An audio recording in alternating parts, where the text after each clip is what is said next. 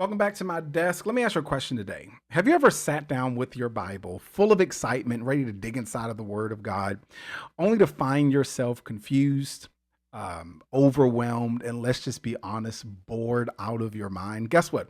We've all been there. I've been there, especially. Getting a PhD inside of this area has not been a joyful experience all the time. But I want you to know that you're not alone today. And what I want to do inside of this video is I want to give you tips and tricks on how you can not look at the Bible as studying some foreign language or even like reading a history book from high school. No, I really want you to approach it from a critical thinking point of view. All right. So today I'm going to give you 5 practical strategies that I use personally that are going to help you study the Bible more effectively. Not just more effectively, but also fast. Okay, because we all want to dig into it, and there's always one scripture that leads to another and whatnot. Now, here's the thing. This isn't about memorizing scripture. This isn't about, that boring stuff that they teach me inside of seminary or, skimming through chapters or whatnot. No, we're going to dig into how to think critically, because I believe that in thinking critically, that's really where the excitement begins, where we really go on this journey as we're embracing the biblical text. All right.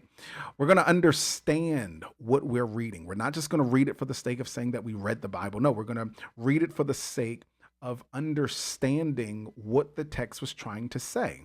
So I want you to stick with me, because by the end of today's video, you'll have a system for studying the Bible that won't just be insightful to you, but it'll also be exciting for you. So do me a favor, grab your Bible, grab a notebook, grab a piece of paper, and let's dig right into these strategies, okay? Now, before we jump into the 5 strategies, let's answer this. Why should you care about studying the Bible effectively? Here's the truth. What you believe about the Bible impacts how you live. If you're just reading it for feel-good verses, then I can guarantee that you're going to miss its depth. If you rely on what someone else tells you it says, then guess what? You'll never truly own your own faith either. So we're going beyond inside of this video just reading. We're studying. We're analyzing. We're asking questions. We're making connections. And trust me, once you start doing this, once you start following these strategies, Bible study will no longer be boring. So let's dive into these strategies, okay? The first tip that I want to give you is to read with questions in mind. Most people read the Bible passively, but you need to read it like a detective. Before you start, ask, what is this passage actually saying? Who is the audience? Why did the writer include this? What does this mean for me today? This forces your brain to engage. You're not just absorbing words. No, you're searching for meaning. And if you don't ask questions, you won't get any answers. The next time you open your Bible, I want you to challenge yourself to ask at least 3 questions before you even start reading. Okay?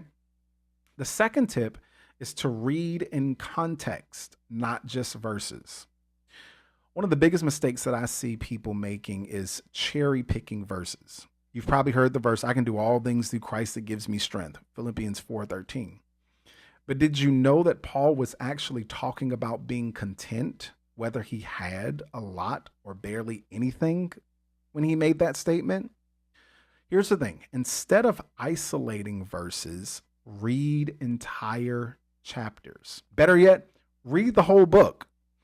This keeps you from misinterpreting scripture and gives you a fuller picture of what's being said. Think about the last verse you memorized. Did you know the full story around it? If not, I want you to go back and read the whole chapter. Just kind of challenge yourself a little bit. The third tip is to compare different translations. I absolutely love this one because I enjoy doing what's called a word study whenever I'm studying the Bible. The truth is that the Bible wasn't originally written in English. That means that every translation is trying to capture the original meaning, but all translations do it differently. For examples, the King James Version is poetic, but it's harder to understand. The New International Version is easier to read.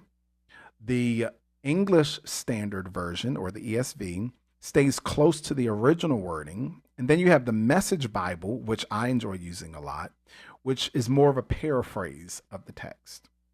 What I want to encourage you to do is to try reading a passage in 2 or 3 translations side by side. You'll be amazed at how different wordings open different levels of understanding. As a matter of fact, do this. Pick a verse you're struggling with and compare it in 3 different translations. And then ask yourself the question, what stands out to me most between these different wordings? Okay? Tip number 4, look at the historical and cultural context. We have to understand that the Bible was written in a different time, in a different place, and also inside of a different culture. That means some things won't make sense unless you understand their background. For example, when Jesus talks about the Good Samaritan, we think it's just a very nice story about kindness. But in his time, Jews and Samaritans hated each other. The parable wasn't just about helping someone. No, it was shocking, even offensive to Jesus's audience. Use Bible dictionaries, use commentaries and historical resources to bring these stories to life. As a matter of fact, I've put some of the resources that I use inside of the description so you can go and purchase them for yourself if you decide to really get into some biblical study.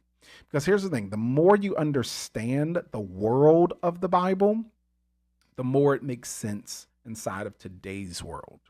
All right. So the next time a passage confuses you, ask, what did this mean to the original audience? Not to me. Why and how did the author write in such a way to communicate during that author's time? And then do some research. Okay. The 5th one is to apply the scripture, but apply it correctly. A lot of people jump straight from reading to applying the Bible. But here's the problem. You can't apply something correctly if you don't fully understand it. First, you got to figure out what the passage meant for its original audience. Then you have to ask what principles from the text apply to your life today. And then finally, you have to reflect, how does this challenge or change the way that I live? So here's the thing. Bible study isn't just about knowing more. It's about being transformed and becoming a better person. All right. So before you apply a verse, ask yourself, am I interpreting the verse in the way that it is meant to be understood? All right. So let's recap. Number 1, read with questions in mind. Number 2, read in context. Don't just grab verses. Number 3, compare different translations. Number 4, study historical and cultural backgrounds related to the text. And then number 5, apply scripture correctly. If you start using these 5 tips, your Bible study will never be boring again. You'll think more critically, understand more deeply, and apply scripture more effectively. Now, here's your challenge. Pick a passage this week and use all 5 strategies. Pay attention to what changes inside of your understanding. And of course, if this lesson was helpful, make sure that you subscribe. Don't miss out on future episodes where I really want to encourage people to dig deep inside the Bible, not just from a devotional point of view, but from an educational, academic, and critical thinking point of view. And look, if you've got questions or topics that you want me to cover, put it inside of the comments. Send me a message. I'd love to hear from you. Until next time, keep studying, keep questioning, and most importantly, keep growing. I'm Dr. Dandridge. Thank you for joining me at my desk.